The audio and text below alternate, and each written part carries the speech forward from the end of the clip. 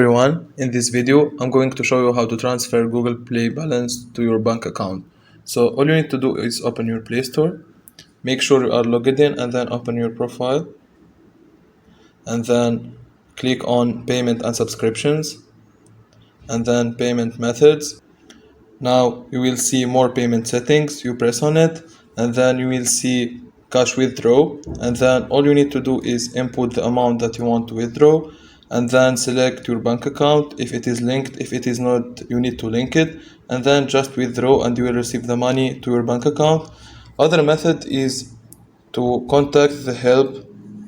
All you need to do is press on your profile and then go to help and feedback, and then you can ask them to help you to do the withdrawal. Thank you for watching. If you like the video, don't forget to like and subscribe.